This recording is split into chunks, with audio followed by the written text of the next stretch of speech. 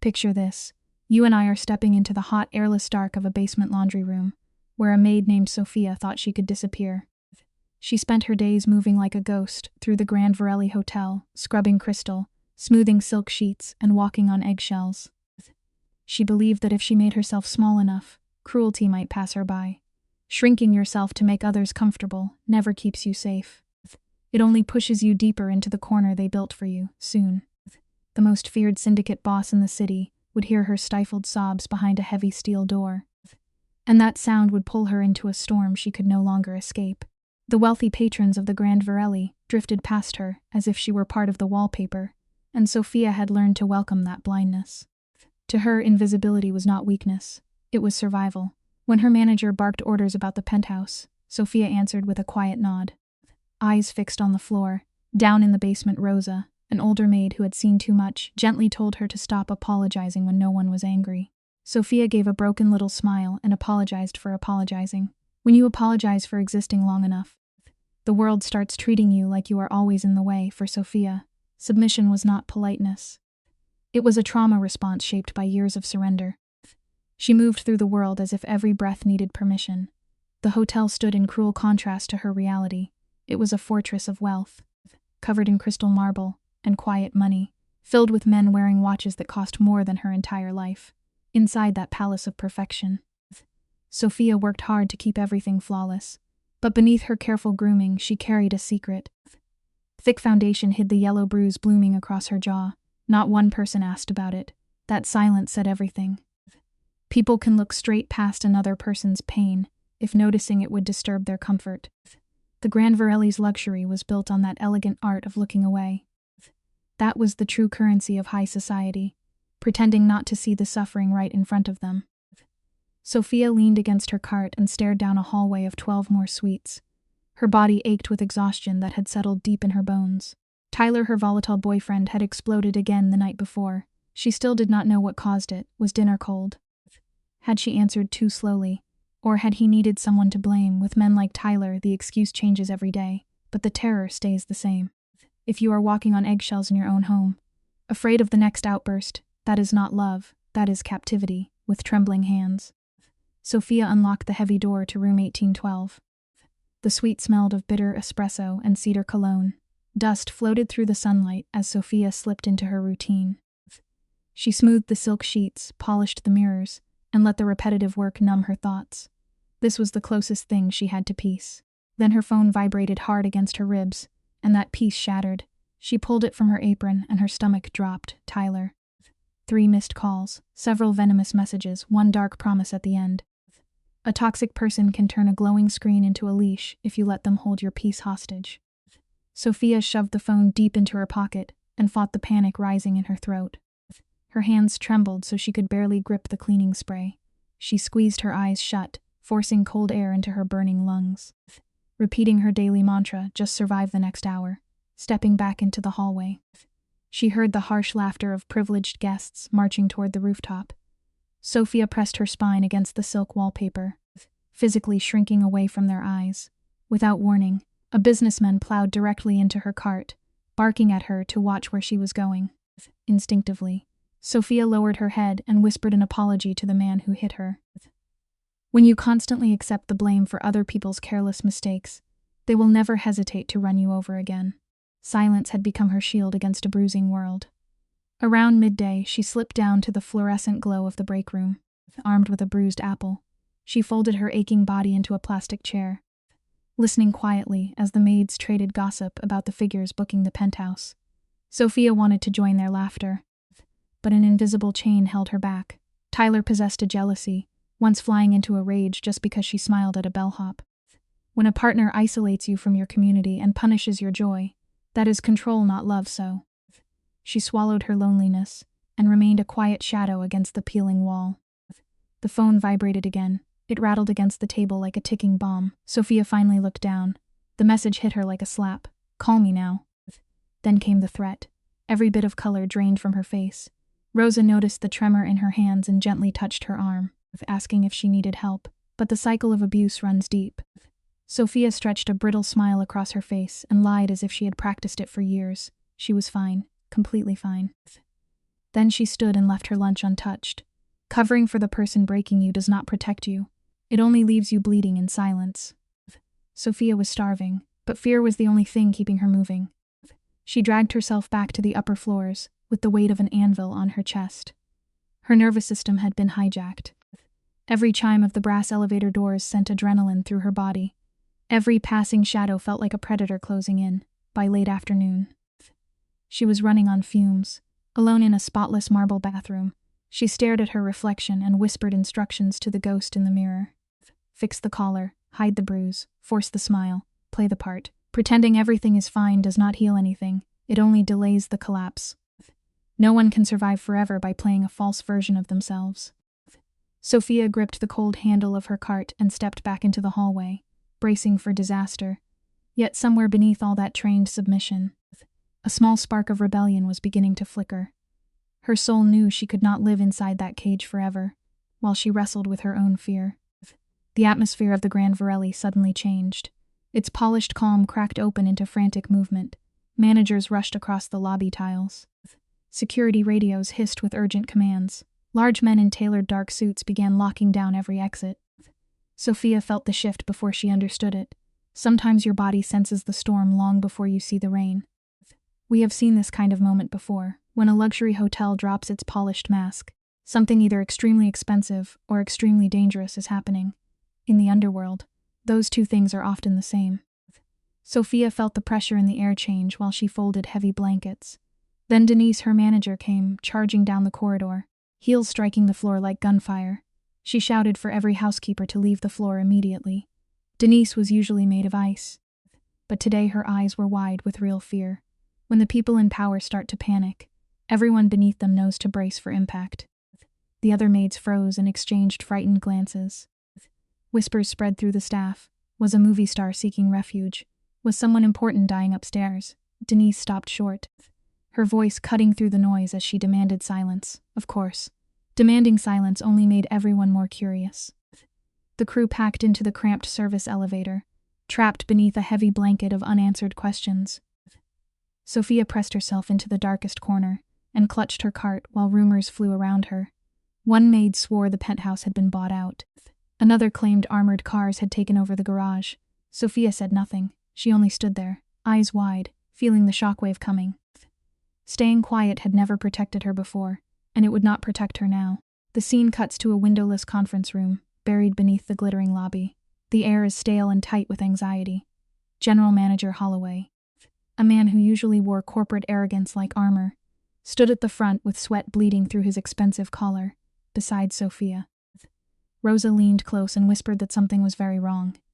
Executives did not lose sleep over ordinary billionaires. Holloway cleared his throat, and the room held its breath. True power does not need to scream. It changes the gravity of a room before it says a word. When Holloway finally spoke, his voice trembled. The penthouse, he said, had been locked down for Mr. Luca Moretti and his syndicate. The name hit the back row like a physical blow. A seasoned bartender groaned and lowered his eyes. Sophia only frowned. She lived outside the dark mythology of the city's criminal world. She was too busy surviving rent bruises and double shifts to care about Mafia folklore. As panic spread through the room, Holloway barked out the rules. No delays, no mistakes. Absolutely no eye contact. The shadows seemed to deepen around them. When an apex predator enters your territory, survival often begins with knowing where not to look. The silence stretches tight until someone in the back breathes out a desperate question. Are the violent rumors actually true? Holloway glares, his jaw locked tight. He snaps that they are not there to discuss ghost stories, a defensive deflection that only confirms the darkest whispers. Rosa leans closer, her eyes wide with bewilderment that Sophia has never heard of Luca Moretti, but Sophia is exhausted, carrying the heavy weight of overdue rent and endless shifts. She has zero time for Mafia mythology. Rosa whispers frantically that this man owns half the city, both the neon signs and the blood beneath them. Sophia just blinks, asking what that actually means. Sometimes, keeping yourself completely blind to the darkness is the only way to endure it. Rosa stared at Sophia as if she had lost her mind. She whispered that even the most untouchable men in the city trembled when Luca stepped onto the pavement. Up front, Holloway looked like he might do the same. He listed the rules again, faster this time. No one went to the penthouse alone. Everyone obeyed the enforcers immediately. A trembling new hire raised her hand and asked what would happen if someone made a mistake. Holloway did not smile. He simply stared at her and said she had better not. That cold answer was worse than a shouted threat. Sophia finally understood one thing: when powerful people are afraid, you believe them. It was not only the physical threat of Luca Moretti, it was the weight that followed a man with that much influence. The corridors buzzed with stories of rivals vanishing, politicians begging for mercy, and enemies losing everything without ever hearing him raise his voice. Quiet men were often the most dangerous. Sophia pushed her cart with a blank face, detached from the spectacle. She already lived inside her own private war zone. Tyler did not run a criminal empire, but his emotional grip suffocated her just as surely. Fear tightens the chest the same way, no matter whose hand is holding the leash. Living under a toxic man changes the way you breathe. You become a prisoner to his moods before he even enters the room. An hour later, the service elevator carried Sophia to the penthouse. The entire floor had become a fortress. Men with cold eyes and hidden weapons guarded every doorway. Silver trays of vintage champagne waited under dim lights. Denise paced the thick carpet with frayed nerves. She grabbed Sophia by the wrist and whispered that she had been assigned to evening turn-down service for the boss himself. Sophia felt the floor drop beneath her. When a frightened superior whispers the rules, you listen closely. Denise tightens her grip, her voice a desperate, trembling thread. Keep your eyes anchored to the floor. Never speak unless spoken to. If Luca Moretti walks into the room, you become a ghost. Sophia just nods, her heart hammering wildly against her ribs. Denise leans closer, warning her never to attract the gaze of men who consume everything they touch. That warning strikes a very raw, bleeding chord inside Sophia. She has spent years perfecting the bitter art of invisibility just to survive the emotional landmines Tyler leaves around their small apartment. Blending into the background is often the smartest way to survive a deeply toxic world. By nightfall, a parade of black sedans circles the entrance. The syndicate is here and the air goes dead. Down in the main lobby, the staff moves with frantic, terrified grace. One dropped glass could end a career, or worse. Beneath the sprawling floral arrangements, the hotel drowns in a thick, unspoken dread. Sophia is hiding in a dim alcove, folding heavy towels. When the entire atmosphere shatters, the soft background music does not just quiet down, it is swallowed whole. 3 enforcers sweep off the private elevator, their eyes scanning the room like wolves, and then, the architect of this nightmare steps into the light. Luca Moretti. Sophia risks one fraction of a second to look before dropping her chin. He projects an unnatural, chilling calm. Absolute authority never begs for attention, it takes it. The corridor seemed to grow colder as Luca walked forward. Even hardened security guards stiffened. Recognizing a predator at the top of the food chain, Sophia pressed herself against the cart and smoothed the linens with shaking hands, praying to remain unseen. But as the Mafia boss passed, his dark eyes flicked toward her for one long second. Her lungs froze. It was not that he looked like a monster. It was the weight of his stare, sharp enough to cut straight through the misery she tried so hard to hide. Some people are built to notice damage. Sophia had spent years trying to disappear, but that kind of man noticed everything. When Sophia clocked out and stepped into the damp alley behind the hotel, her chest seized. It was not the midnight wind that made her stop. It was dread, deep and immediate, blooming in her stomach. Her battered nervous system sounded the alarm before her eyes found the threat. The employee path was narrow and bleak, lined with wet brick and rotting dumpsters, far from the safety of the streetlights. Workers only used it when they were desperate to get home. If a shadowed place makes your heart pound before your mind understands why, trust your body. On most nights, Sophia needed the quiet walk. Tonight she prayed for a crowd. Her boots scraped the pavement as she slowed. Then a shadow detached itself from the brick wall. Tyler. His arms were crossed tightly, his posture burning with resentment because he had been made to wait in the cold. Sophia stopped breathing. Trauma took over, forcing an apology out of her before he even opened his mouth. She stammered that she had been working. Tyler stepped closer and muttered that she had ignored his calls. His quiet voice suffocated the alley. A toxic man who whispers his rage can be far more dangerous than one who screams. Sophia clutched her faded purse to her chest like a shield. She quickly explained that her phone had been locked away during an important shift. Tyler replied that a locked phone was no excuse for disrespecting him. She lowered her eyes, trapped inside the familiar rhythm of survival. He invaded her space, his breath sour with stale alcohol and cheap cologne. Leaning close, he whispered that she embarrassed him. The tragedy was that her gentle existence threatened his fragile ego. She glanced around the empty street, hoping for a witness. If a partner ever tells you that you embarrass them simply by existing, you are not being loved, you are being controlled. The valet stand blurred in the distance, painfully out of reach. Tyler caught the desperate movement of her eyes, and his jaw tightened. His hand shot up, fingers digging into her chin.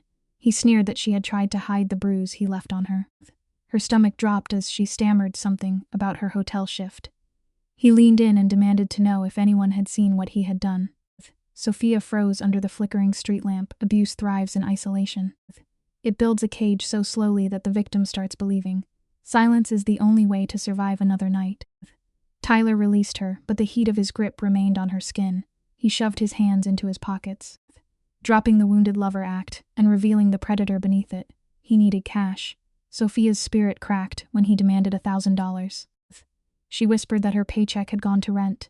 Tyler laughed and said he did not care. She begged, tears finally rising, and admitted she had only $200 left. He stepped closer, shrinking the alley around her. Anyone who drains your survival resources while ignoring your pain is not loving you. They are consuming you. Tyler stared her down and told her to work harder. Something fragile snapped inside Sophia. She cried out that she already worked double shifts just to survive. The silence that followed was worse than shouting. Tyler's face hardened into cold, predatory stillness. He whispered, asking what she had just said. Sophia took one small step back. It was enough. He grabbed her wrist and squeezed until pain shot up her arm. She broke, apologizing through her tears. Tyler flipped the story with ease, muttering that she was always sorry after pushing him too far. Never let a violent person rewrite reality until you believe their cruelty is your fault. His grip tightened like an iron vise. Sophia looked around, but the alley was empty. Just a few blocks away, the elite drank champagne, unaware that she was fighting to survive in the shadows. Tyler leaned close and asked if she thought those rich guests cared about her. Then he told her she belonged to him. To him, love meant ownership. With her wrist throbbing, she begged him to let go. He saw the pain. He simply did not care. Real love grows from respect. Toxic attachment grows from the need to control. Tyler dropped her arm, and Sophia cradled her wrist. He ran a hand through his hair and performed frustration, then delivered the oldest excuse in the book. She made him act this way. That line used to scramble her thoughts. Tonight, it only left her empty. In his version of events, his violence was always her fault. He looked up at the glowing hotel and asked what floor she worked on. She whispered the penthouse, dread pooling in her stomach. He smirked and told her to beg the rich guests for a handout when she said she was broke. He slowly extended his palm like a debt collector. Whenever someone makes their rage your responsibility, the healthiest thing you can do is walk away, even if your body is too terrified to move. He demanded whatever cash she had left. Sophia hesitated for 1 second. It was not courage. It was the terror of knowing that giving him those last $200 meant she could not buy groceries. Tyler noticed the pause, and his eyes darkened. He leaned in and said she was starting to think she could tell him no. Panic flooded her chest. She stammered that she was not. He ordered her to prove it. With trembling fingers, she dug into her worn purse. Those folded bills were her survival. Tyler snatched them without even looking. You cannot bargain for peace with someone who treats your boundaries like a threat to their control. He pocketed the money with the arrogance of a man collecting taxes from someone he had conquered.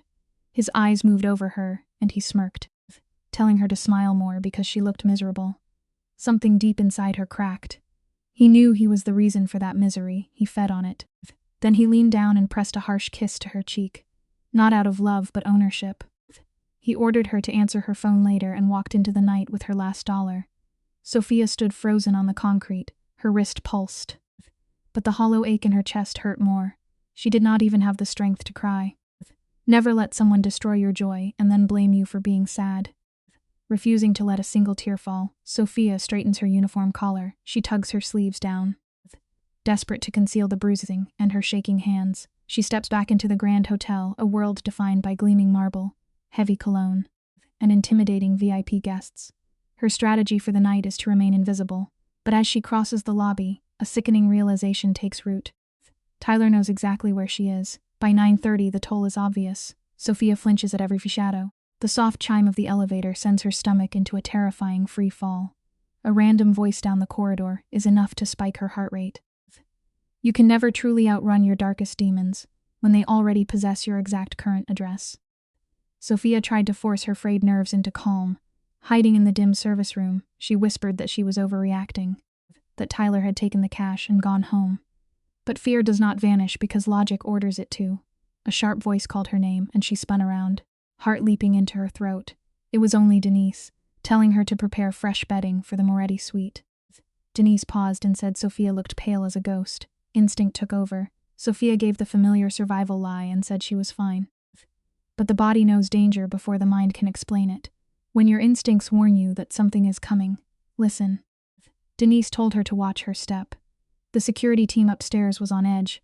Sophia gathered the linens with trembling hands after midnight. The penthouse felt suffocating. The corridors were silent, but the air was heavy with tension. Guards stood in the shadows while guests drifted past. At the end of the hall was the biggest complication of all. Luca Moretti occupied the master suite. Sophia prayed to remain unseen. It was not just his reputation that frightened her. It was her learned belief that powerful men always destroyed what they touched. In a space filled with red flags, invisibility felt like her safest option. The hallway was dead quiet except for the squeak of her cart. Then her phone vibrated. Her stomach fell. Tyler's name glowed on the screen. The message asked if she thought hiding at work would change anything. Cold dread flooded her body. A second message followed. He was already downstairs. Her breath caught. It felt impossible that he would bring his chaos into the hotel. Into the one place that sometimes felt like shelter. She typed a desperate plea for him to leave. His reply came instantly. Come down now. She scanned the empty hall and felt her isolation close around her. Never engage with someone who is actively trying to drag you back into their chaos. Before she processes the threat, another message appears, warning he will come upstairs to find her himself.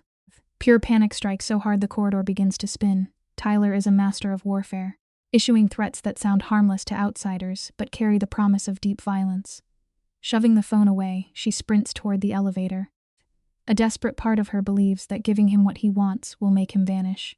But the reality is, she has nothing left to offer. No money, no energy, no soul. The brass doors slowly slide open at the ground floor, and there he is. Tyler is lurking on the polished marble, his dark eyes locked on the elevators like a starving predator. You can never negotiate a lasting peace with an individual who actively feeds on your panic. This is the moment the illusion of safety shatters. Sophia felt the blood leave her face. How had Tyler slipped past the velvet ropes of the Grand Varelli? The answer was simple and brutal. Wealth is an excellent disguise. Tyler wore his tailored suit like armor. Sophia tried to step back into the elevator shadows, but his eyes caught hers across the lobby, a slow, victorious smile spread across his face. Panic tore through her chest, and she turned toward the employee corridor. He called her name in a low, poisonous voice that drew the attention of the elite. When someone makes you feel like prey, there is nothing left to negotiate, you run. Tyler ordered her to stop, and survival took over. Sophia threw herself through the swinging doors and sprinted past the heat of the hotel kitchens. White uniforms blurred around her. Behind her, the sharp rhythm of Tyler's shoes echoed against the linoleum, gaining ground. He had the audacity to ask if she really wanted to embarrass him. The manipulation was almost absurd. Sophia gasped for air as the fluorescent basement tunnel stretched ahead like a fever dream. Carts of dirty linen lined the concrete walls. She stumbled toward the laundry room. When your instincts scream at you to escape, you do not stop to be polite, you run. Her mind races, praying the room is empty. She yanks the heavy steel door open, throws herself inside, and locks the deadbolt with shaking hands. A second later, the sharp strike of Tyler's boots hits the tiles outside. Then they stop completely. The sudden silence is suffocating. Sophia backs away as if the metal might burn her skin, pressing both palms over her mouth to trap the sound of her ragged breathing. All around her, the industrial machines hum with a thundering energy.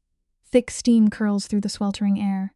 Normally this noise is her sanctuary, but tonight it feels like a boiling cage.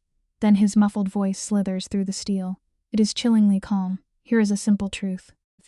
The quietest threats are always the ones carrying the most genuine danger. He ordered her to open the door. Sophia stayed still, lungs burning as she held her breath. A long pause stretched between them.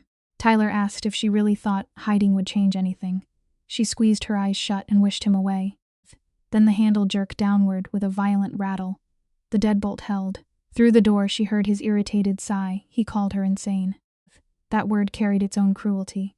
Escaping someone who is hunting you is not madness, it is survival. The handle shook again, harder this time. But she did not move. For the first time that night, a locked door was the only answer she was willing to give him. His voice dropped to a whisper. He promised she could not hide forever. Slowly his footsteps faded down the corridor. Sophia did not move. Minutes passed. The washers kept pounding, steam filled the room. Then the adrenaline drained from her body all at once, and her legs gave out. She slid down the wall and hit the floor, too numb to feel it. Every dam she had built inside herself broke open. Exhaustion and terror finally overwhelmed her. A sob tore from her throat. No matter how strong your armor looks, trauma eventually brings you to your knees. The machinery swallowed her, crying.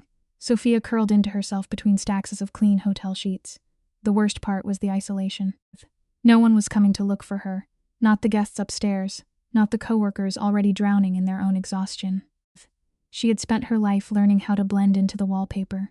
Invisibility had protected her, but it had also taught the world to forget her. Her phone vibrated against the concrete. Tyler again. She did not have the strength to look. Steam wrapped around her like a shroud. When you make yourself small for too long, people begin to believe your absence is normal. Beneath the panic, cold clarity settled in. Tyler would never release his grip willingly. Midnight came, and the upper floors returned to their performance of luxury. Guests sipped whiskey, while piano music drifted through the air. The world kept turning elegantly while someone suffered beneath the floorboards. But Luca Moretti operated on a different frequency. Men did not fear him because he shouted. They feared him because his silence functioned like a blade. It cut through details other people missed. The most dangerous power in any room is often the quietest. Luca sat alone by the penthouse window, staring out at the glowing city. His hand rested near an untouched glass of liquor behind him. His lieutenants murmured about territory disputes, but Luca's attention was elsewhere. He noticed the strange rotation of security guards. He saw the concierge wiping sweat from his brow. He noticed an enforcer return with tension in his shoulders. To most people, those were meaningless fragments. To a man who built an empire, they were cracks in the foundation, without turning from the glass. Luca finally spoke. What happened downstairs? Ignore enough small fractures, and eventually the whole structure gives way. The penthouse went still. Marco tried to dismiss it. That was a mistake. Luca shifted his gaze, and the look alone demanded obedience. Marco left to investigate. The suite fell into a heavy quiet while rain lashed against the windows. Luca lifted his drink, then stopped halfway. Something felt wrong. His instincts had caught a dark note beneath the room's controlled silence. Intuition is not magic. It is the body reading danger before the mind has language for it. Minutes later, Marco returned. A female employee, he said, had been involved in a disturbing altercation downstairs. Luca raised his eyes slowly. What kind of altercation? Marco shrugged too casually. Security says it was boyfriend drama. The frost in Luca's expression was immediate. He hated that phrase. Society loves to polish ugly things until they sound harmless. Terror becomes drama. Abuse becomes a relationship issue. Trauma becomes sensitivity. Never let anyone shrink your suffering just because the truth makes them uncomfortable. Luca asked what happened. Marco hesitated. The man had gotten aggressive near the corridors. Security threw him out. Luca set down his glass with a sharp clink. Which employee? Marco frowned. Searching his memory, the quiet housekeeper from earlier. Sophia, I think. The name triggers a memory. Luca remembers the fragile girl from the hallway. Her eyes darted away with practiced submission. She carried an aura of panic like a heavy chain. He noticed her precisely because she tried to erase her existence. Luca rises, and the atmospheric pressure drops. His men fall silent. Marco stares in confusion. You are going downstairs, yes. Marco frowns. It is handled. Luca adjusts his heavy coat. No, he replies with deadly calm. It isn't. Here is a measure of character. True leadership requires stepping into the dark when others ignore the rot. The basement strips away the hotel's luxurious veneer, replacing chandeliers with harsh fluorescent lights. A true king never refuses to walk in the dirt.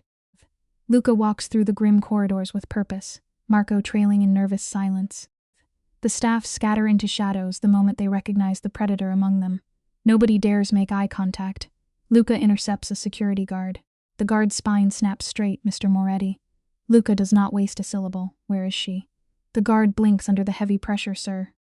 The employee, realization hits the guard's pale face. Oh, honestly, we assumed she went home. Luca stops dead. The air turns to ice, you assumed.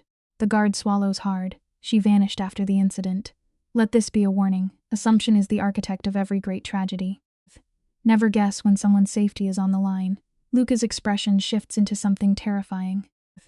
Luca seethes, his fury a living, breathing thing in the narrow corridor. He leans into the trembling guard, spelling it out, letting a monster walk into this hotel, and losing the woman he was hunting is a sin that cannot be forgiven. The guard looks ready to collapse, but Luca is already gone. He descends into the belly of the building, a sweltering basement where heavy machines exhale thick steam into the shadows. We have all seen people turn away from the shadows, but we know that whoever willingly steps into the pitch black to find you is the real deal. Suddenly, the mob boss slows his aggressive stride. Marco, his enforcer, blinks in confusion, but Luca raises a single demanding hand.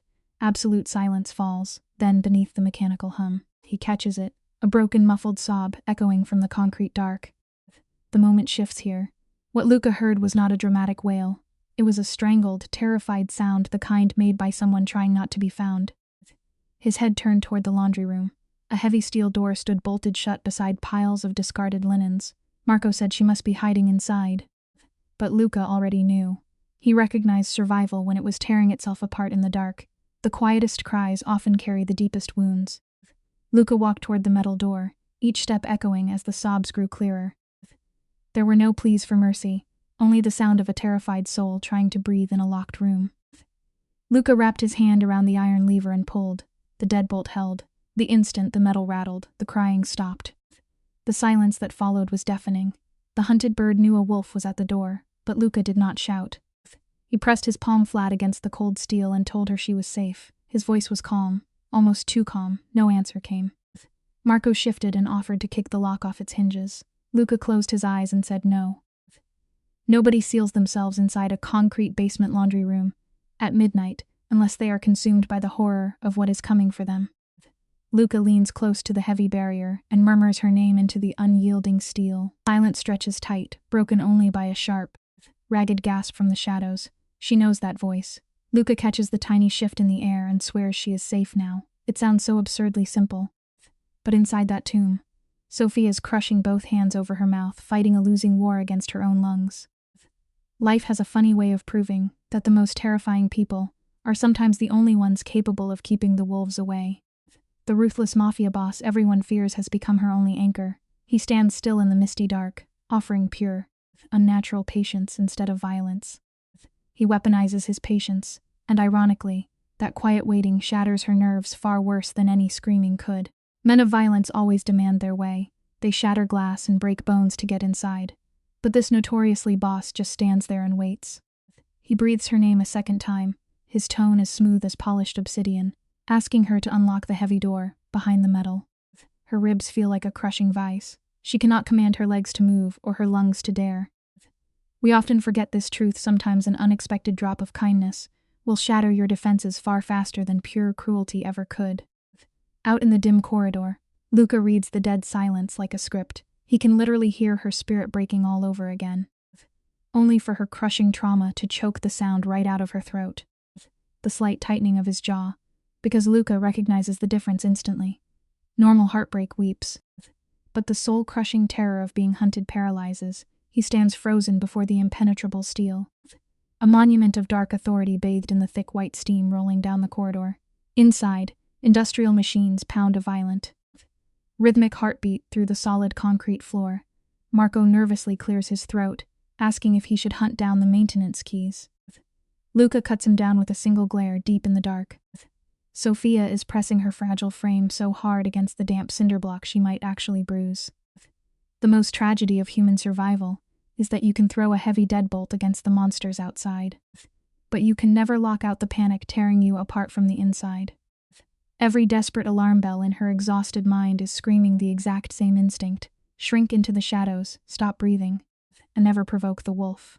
That primal survival mode is the only thing keeping her alive. Luca speaks again, his baritone voice a steady anchor, swearing that no one will ever lay a hand on her again. Those words slice through her most fragile nerve. Men holding this much power are never soft. Her abuser always backed her into corners. Remember this truth: real strength is found in restraint when you have the power to destroy. This terrifying man offering her space feels so unnerving that her anxiety explodes. She squeezes her weeping eyes shut, begging for just 1 minute. Outside, his beautiful features twist into a mask of pure, murderous ice. He is quietly ready to rip apart the man who reduced her to this trembling shadow. Luca murmurs through the steel that she has already been hiding for much longer than a minute. He is not being cruel, merely laying down the cold, inescapable truth. Sophia buries her wet face deeper into her knees, frantically trying to swallow her sobs, driven by pure, defensive muscle memory. She chokes out a lie, insisting she is completely fine. A dark smirk ghosts across Luca's lips. Nobody huddled in a pitch-black laundry room, gasping for air at midnight, is actually fine. He presses his palm flat against the barrier, his voice dropping into a firm, undeniable command to open it. She stammers that she cannot. He asks why. You must understand, this foolish pride will leave you rotting in the dark far longer than fear ever will. We have both stood frozen before a closed door, terrified that turning the handle will finally make the nightmare real. Sophia remains motionless in her concrete tomb, letting a silence answer for her. That silence is the only confession the Mafia boss needs. Luca slowly shifts his dark gaze to the deadbolt, then shoots a glare at Marco. He gives a soft command to step back, and his enforcer instantly obeys sometimes. Life demands a harsh reality check. You have to shatter the walls a broken person builds if you ever want to save them. Inside, Sophia jerks her chin up as the iron latch groans. Before she can pull another breath, a deafening crack rings out. Luca delivers one ruthless kick. The heavy lock explodes. The steel door swings wide, and thick white steam swallows the shadowed threshold. Sophia nearly jumps out of her own skin at the violent explosion of metal, instantly paralyzing in the misty shadows. Luca steps over the ruined threshold, his movement slow, deliberate, and devastatingly calm. He does not rush. Yet the temperature in the damp room seems to plummet to 0. Sickly pale light catches the swirling steam, washing the concrete floor in a ghostly glow, and there, pressed into a miserable corner by a heap of discarded towels, is Sophia. For one heavy, breathless second, the boss just stares. The reality is finally laid bare. His dark eyes trace the blooming purple bruises slipping beneath her cuffs, and the sickly yellow shadows painting her delicate jawline. The world eventually teaches us that you cannot hide the heavy, violent damage you carry forever. He watches her entire frame flinch backward as he takes a single step. We are no longer witnessing a moment of simple panic. This is a conditioned terror. The kind of ruin that only blooms after months trapped inside a living nightmare. Marco steps into the mist behind his boss, freezing in his tracks as a quiet curse slips from his lips. Luca turns his head, delivering a look so terrifyingly cold it steals the air from the room, instantly silencing the enforcer. Meanwhile, Sophia is frantically scrubbing the wet shame from her cheeks. Her shame only twists the knife deeper into Luca's chest. It is a deeply flaw of human nature. The bruised souls who deserve the most grace are always the first to apologize for surviving. She whimpers a broken apology. Luca slowly lowers himself to the damp concrete, maintaining a respectful distance, and gently forbids her from ever saying sorry again. In the dim light, Luca looked like a portrait of controlled power. His suit was immaculate. His posture was unyielding. His dark eyes missed nothing. But he did not look at Sophia like His gaze dropped to the violet fingerprints around her wrist, and he asked who had put their hands on her. No gentle preamble, no polite evasion, just a demand for the truth. Sophia choked on a sob and whispered that it was nothing. Luca held her gaze and said it was not nothing. Tyler had treated her agony like dust. Luca looked at her bruised skin as if it were a declaration of war. Sophia snaps her gaze to the floorboards. She can feel the violence radiating from Luca, though he stands motionless. The air grows heavy when he asks a quiet question.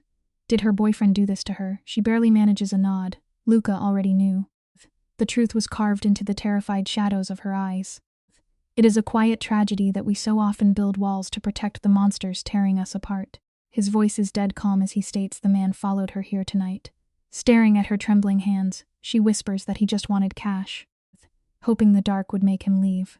Luca does not judge her shattered spirit. He watches her in the dim light, his mind already measuring the exact amount of blood required to balance these scales. There is a difference between looking at a victim and truly seeing a survivor. The basement fell into dead silence.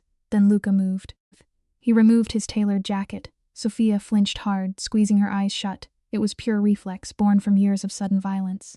But no blow came. Luca simply draped the warm coat over her shaking shoulders. Only then did she realize how cold she was. Sometimes a single unexpected kindness is enough to crack the walls a person spent years building. Wrapped in the heavy fabric, Sophia felt a desperate urge to weep rise in her throat. When someone is gentle after a moment of terror, the contrast burns like alcohol on an open wound. Luca watches her fight the tears, his voice dropping to a steady rumble. He tells her she is safe. Sophia looks up with hollow disbelief. Her abuser had fed her that same lie right after breaking her down. But Luca speaks with a terrifying certainty. He extends an open hand, asking her to come upstairs. Paralyzed by the ghost of the man who hurt her, she whispers that she cannot move. What if he comes back? The mob boss goes completely rigid. The warmth flees from his eyes, leaving a mask of glacial violence. Looking straight into her battered soul, he offers a chilling guarantee he will not. Real protection is never a loud boast, but a quiet, unbreakable promise. Those words do not feel like casual comfort. They land like a blood oath sealed in stone. Staring into the dark eyes of a kingpin, Sophia believes him. People expect chaos in a mobster's penthouse, filled with shouting guards. But this sanctuary is suffocatingly quiet. Shadows stretch across the floor, dimly lit against a sprawling skyline. The air hangs heavy with the scent of aged whiskey and rich leather. Every detail is meticulously controlled, which is far more terrifying than a drawn weapon. The guards communicate only in silent nods. Luca walks ahead, deliberately leaving a wide, respectful space between them. True power never has to scream to prove it controls the room. It shifts the gravity of everything around it. That distance unsettled her in a way she did not expect. Tyler had always invaded space. He grabbed wrists, blocked exits, closed in when she tried to breathe. Luca motioned toward a chair, but Sophia stayed frozen by the door. The room was all dark mahogany, glass, firelight, and expensive silence. She barely inhaled, afraid that even breathing too hard might break something. Luca read the fear on her face and quietly told her she would not break anything in his home. People who truly pay attention can hear the fears you never say aloud, moving as if the floor might collapse. Sophia perched on the edge of the couch and gripped his coat like a shield. The fabric smells of cedar and cigar smoke, creating a bizarre sanctuary inside a kingpin's lair.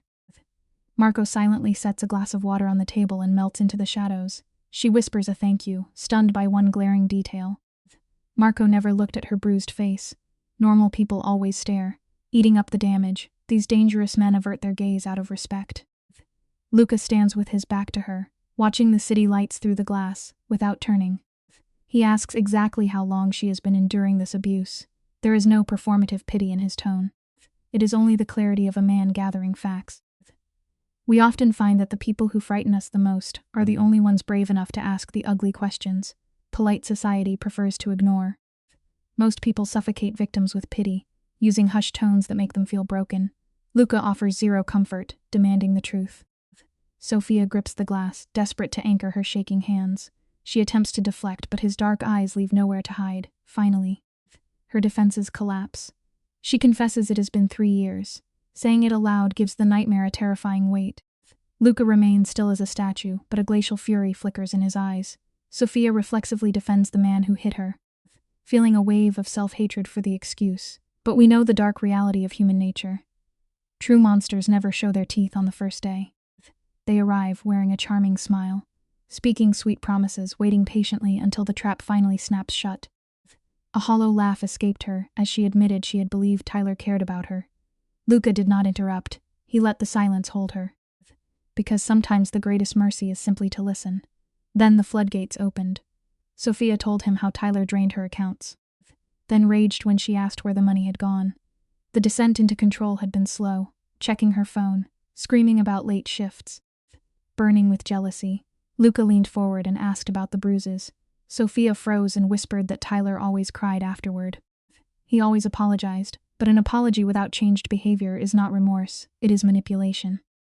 She details the dizzying cycle. Her abuser would explode, then instantly twist the story to play the victim, weeping and blaming his rage on the fear of losing her. Luca clenches his jaw, muscles working with enough force to grind bone. His voice cuts through the room, giving the tactic its true name: isolation. Sophia tries to blame her ruined friendships on bad timing, but the boss coldly dismantles the illusion. Hearing this powerful man lay out the facts causes the warped architecture of her reality to cave in. She confesses she abandoned her friends to keep the peace, until her phone stopped ringing for good. It is a terrifying truth. Toxic people will chop down every branch of your support system, ensuring that when you fall, they are the only ones waiting to catch you. The Don understood warfare. Control works best when the captive has nowhere to run. He asked if Tyler had threatened her life. Her silence answered. She rubbed the bruised skin of her wrist and whispered that Tyler had promised to burn her life down if she ever left. Her chest heaved. When Luca pressed gently for the final piece, she confessed the cruelest thing Tyler had taught her to believe, that if she disappeared tomorrow, no one would mourn her. Heavy silence settled over the penthouse. Emotional violence leaves wounds that bleed longer than broken skin.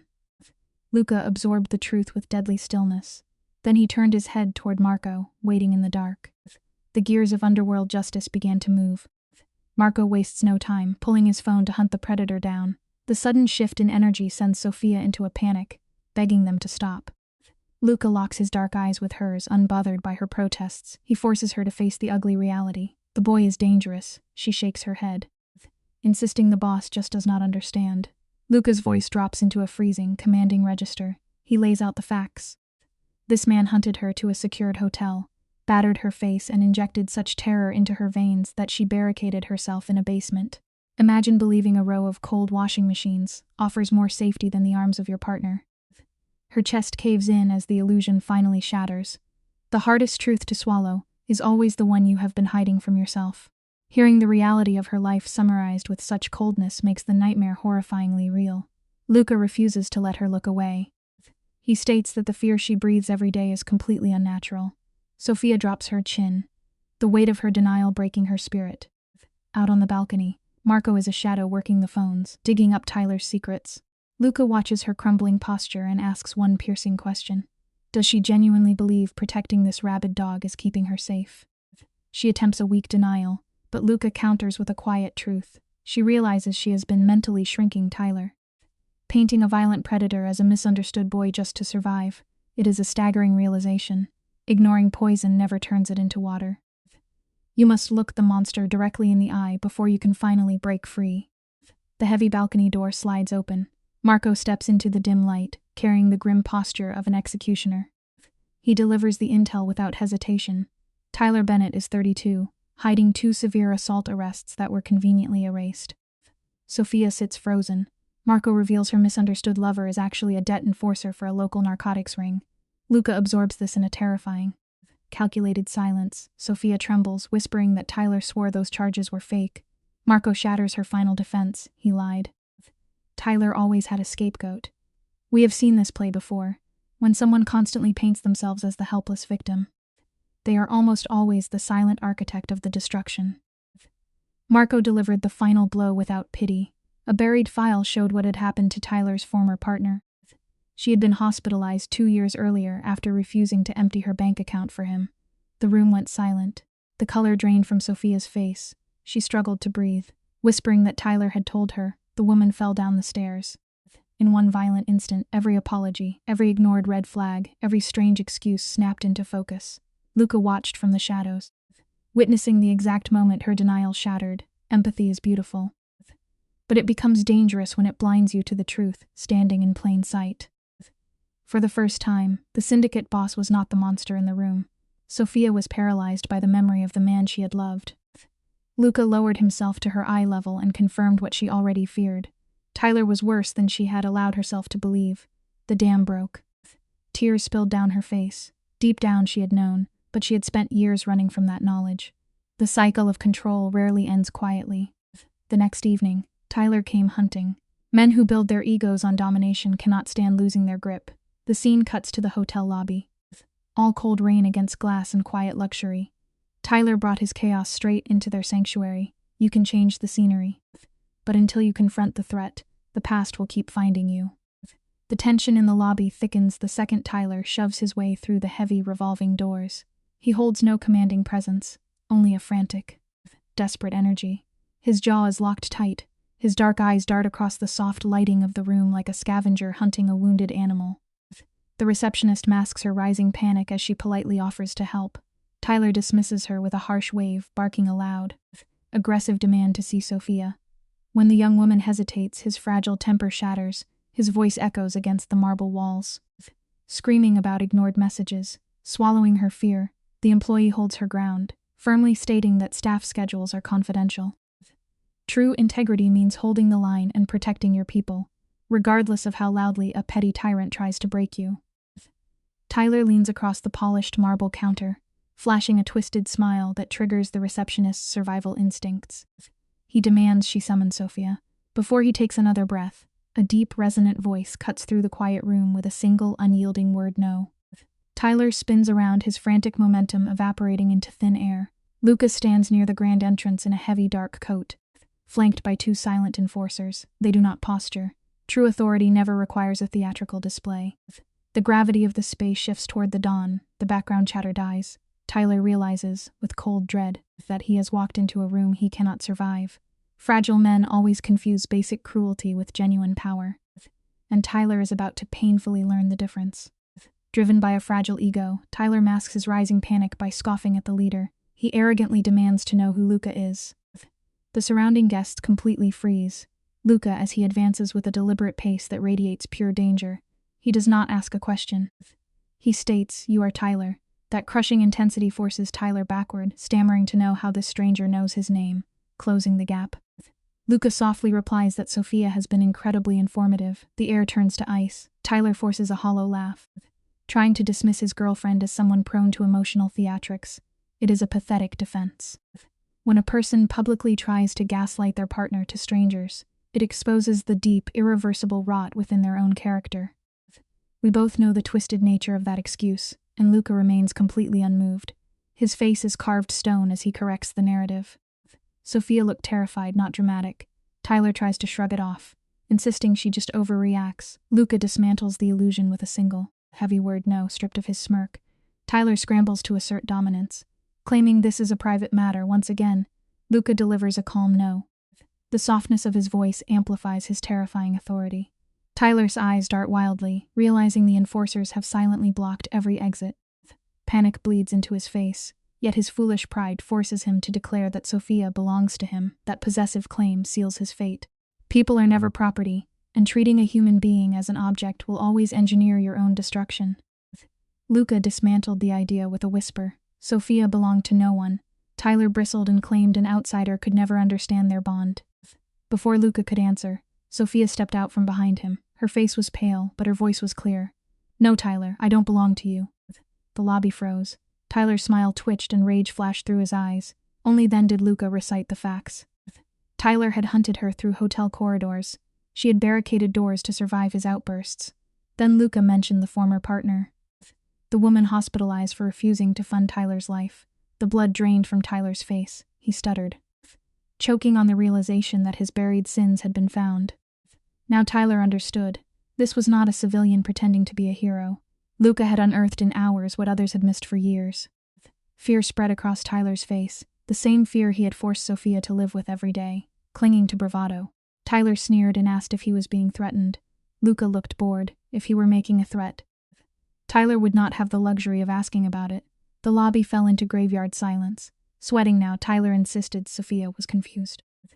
Sophia took one careful breath and shook her head. For once, she did not explain herself. She did not apologize.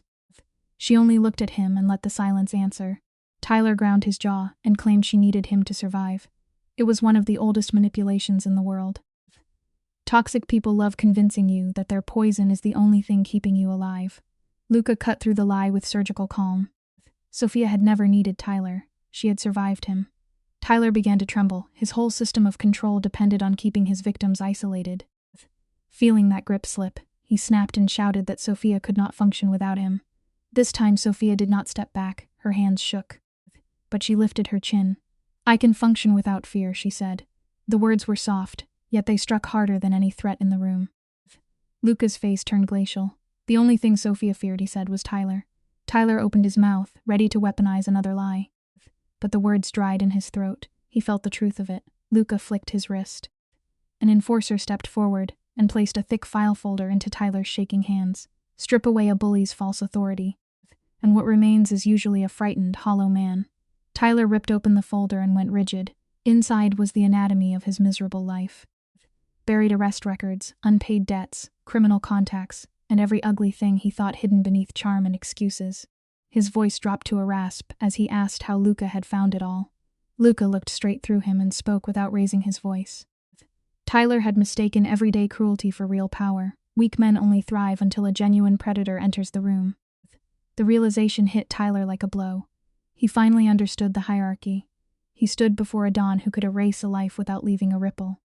Desperate to save what little ego he had left, Tyler spat that victims always crawled back. Sophia stepped forward before Luca could respond.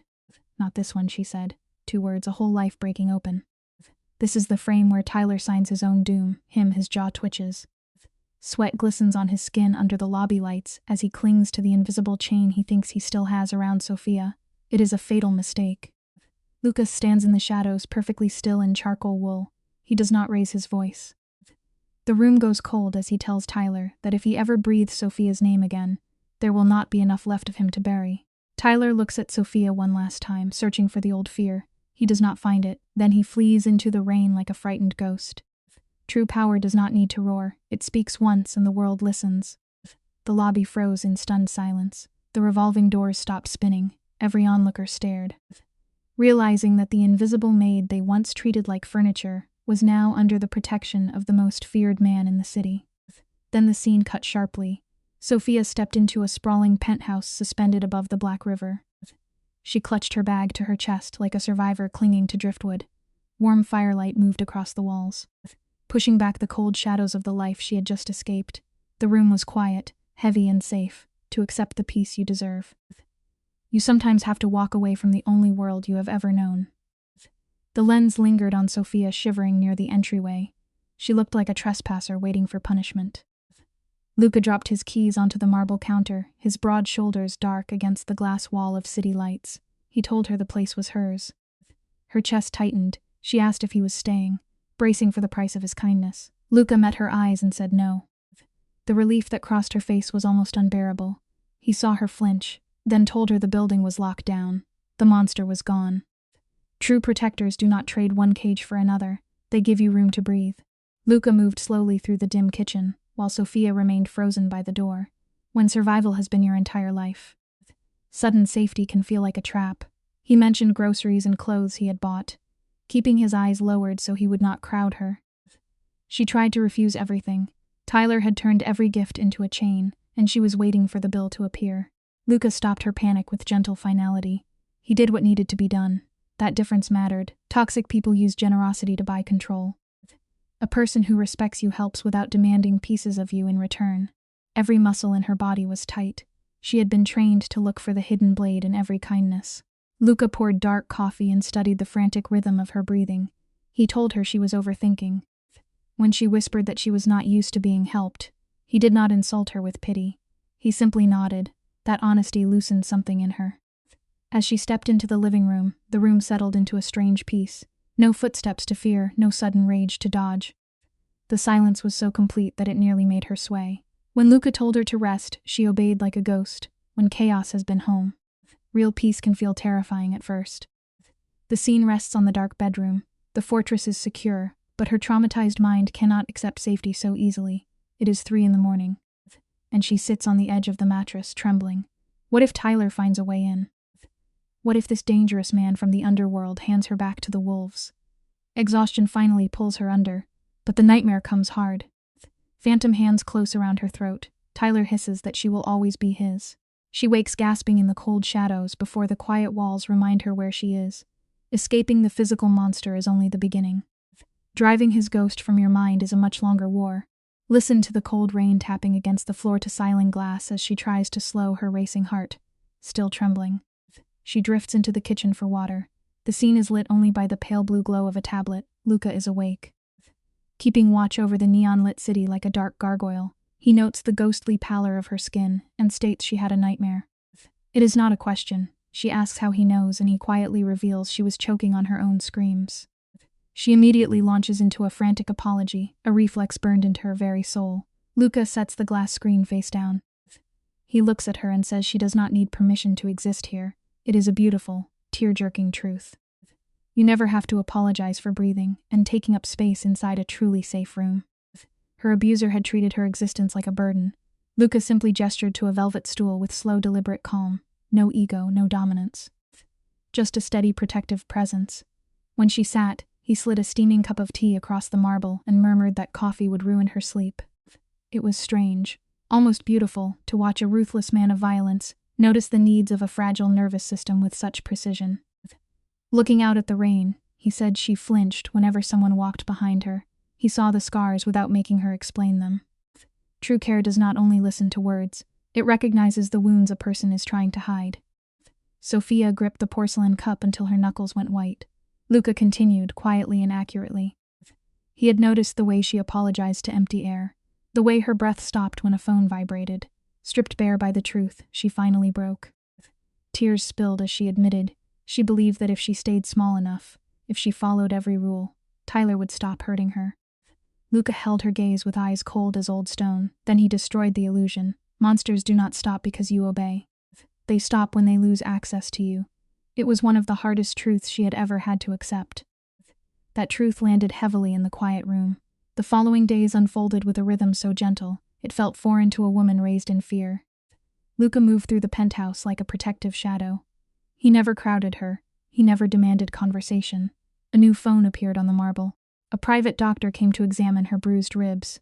Soft jazz played through the rooms because Luca noticed that total silence unsettled her. It was protection without performance. Sophia watched sunlight touch the dark river and waited for a trap that never came. Trust is not built by grand promises. It is built by steady actions repeated when no one is applauding. A subtle but monumental shift begins, for the first time in years. Sophia's shoulders soften. She no longer takes shallow breaths. Bracing for a fist that never falls, Luca appears in the doorway, quiet as a shadow, and says she looks different. She turns, face warmed by afternoon light, and asks how. He answers with 2 words, less afraid. The silence that follows wraps around them gently. Sophia touches the cool window glass and whispers that she had forgotten what it felt like to live without terror. Healing begins the moment you stop waiting for the sky to crash down. Safety slowly took root in her bones. Sophia began to understand the paradox of real protection. It was not locking a bird inside a gilded cage. It was standing at the door until the bird forgot to fear the sky. Then the story jumped forward to the Grand Varelli Hotel. The building looked the same, all marble, money, and soft piano music. But the woman stepping through the revolving doors was not the same. The hunted panic behind her eyes was gone. The staff barely recognized her. She was no longer a bruised ghost trying to vanish. She was stepping into the light as someone reborn. The greatest transformation is not beauty or wealth. It is the absence of fear. The valets moved as if time had slowed. The hotel was unchanged, yet Sophia was completely different. Look at her body language. Her eyes were not glued to the floor. Her shoulders did not curl inward. She breathed deeply and walked with quiet force. When the receptionist stammered her name, the room froze in disbelief. They remembered the girl who apologized for breathing. Now they were looking at a woman who finally knew she had the right to take up space. When the weight of victimhood burns away, the world is forced to see what was there all along. The heavy oak doors opened fully, revealing this new version of Sophia. She stepped onto the marble with calm authority. Rosa abandoned the concierge desk and rushed across the lobby in shock. When they collided, Sophia smiled for real. Not the nervous mask she used to wear, but something warm and unforced. Rosa wrapped her in a crushing embrace, her voice breaking. Trauma builds a prison inside the mind and whispers that no one would notice if you disappeared. But Rosa's tears told the truth. Your absence would leave a hole somewhere, in someone, even if fear convinced you otherwise.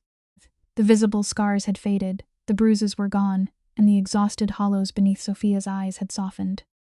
Rosa stared at her in awe and whispered that she looked transformed. Sophia looked up at the crystal chandeliers, and genuine peace settled over her. Then the lobby held its breath. Luca Moretti stepped into frame behind her, the undisputed king of the city's shadows. Guests fell silent beneath his presence, but Sophia did not flinch. Her shoulders stayed relaxed. When you are anchored in your own worth, intimidation loses much of its theater. That absence of fear tells the whole story. Luca steps beside her and adjusts his cuff beneath the chandelier light. He ignores the staring crowd and keeps his focus on Sophia. Softly he asks if she is ready. She meets his eyes and nods. Rosa watches, speechless. This is not a cheap romance. It is the architecture of loyalty and safety built in real time. True protection means isolation is over. Then the hotel manager rushes forward, stammering about Sophia's old housekeeping shifts. Luca turns his head slowly, and the coldness in his stare seems to freeze the air. A ghost of past abuse made Sophia tense. Muscle memory is cruel. It haunts the body long after danger has passed. Luca caught the tiny flinch immediately, without raising his voice. He stripped the manager's authority away and said Sophia would never touch a cleaning cart again. The man began sweating and nodding. Conditioned by poverty, Sophia panicked and said she still needed to earn a living. The manager pivoted quickly, offering her a prestigious administrative role to appease Luca. Luca said she would receive what she deserved, but abuse leaves deep marks. Sophia's first instinct was still to expect failure. She whispered that she was unqualified. We have all made that mistake, letting self-doubt sabotage the door opening in front of us. Luca's face hardened. His voice carried certainty as he told her she was more than capable. Silence fell over the lobby. Sophia was forced to confront the tragedy inside her own mind. She had spent so many years surviving the storm that she could not imagine standing in the sun. The manager cleared his throat and said guest relations needed a sharp leader, and her past reviews were flawless. Rosa jumped in, praising her memory and work ethic. Sometimes our most unforgiving enemies live inside our own heads.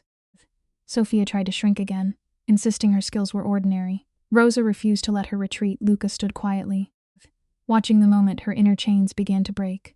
Sophia finally saw a different reflection of herself. The manager, pale and nervous, gave her the new title. She looked down at her hands. They were still no tremor. No ghost of Tyler waiting to punish her for daring to rise. Behind the curtain, Luca had already destroyed the network that protected Tyler, uncovering records, witnesses, and buried truths. Sometimes justice needs someone willing to fight in the dark on your behalf. It is remarkable how fast bullies collapse when real power enters the room. The cowardly network Tyler relied on vanished the moment Luca placed a target on it, for the first time. Sophia stood still without scanning for exits. Her exhausting hypervigilance was finally melting. Suddenly, the heavy lobby doors crashed open. Weeks earlier, that sound would have sent her into panic. Today, she simply turned her head, alert yes, afraid no. Luca noticed the change instantly. The greatest luxury in this chaotic world is not wealth or status. It is a quiet mind. This is the heart of the story. Luca studies Sophia with something deeper than control in his eyes, respect. Respect for a survivor who walked through fire and still found her way out. Sophia holds his gaze and says he saw her strength before she did. Luca adjusts his coat and gives one knowing nod. She asks why he stepped in when everyone else looked through her. Luca answers simply. Hiding in the dark kept her alive, but it was never who she was. Discovering your true self is one of the strongest forms of revenge against a painful past beside her. Rosa squeezes her arm in quiet solidarity. Rosa beamed and asked if Sophia was ready to be the new manager. Sophia laughed, genuinely surprised by how natural joy felt in her chest. She whispered that maybe she was. Luca nodded toward the glass elevators, signaling that it was time to move, before following him. Sophia took one final look across the lobby. Her eyes settled on the dark corridor leading to the basement. That cold concrete laundry room had once been her hiding place, her miserable sanctuary. The memory still ached, but it no longer owned her. You have to look your darkest history in the eye to understand how far you have climbed. Sophia turned away from the shadows, lifted her chin, and walked beside the most dangerous man in the city. The transformation is complete. Sophia no longer wants to fade into the background. She is no longer a fractured girl begging for invisibility. She moves like someone who has finally accepted her crown, standing shoulder to shoulder with the city's most dangerous architect of power. Sometimes rock bottom strips away every terrified version of us so the strongest one can finally step forward. And as this story closes, the question left behind is not only what Sophia became, but what her rebirth asks of us. If you stayed with this journey to the end, drop the word forever in the comments.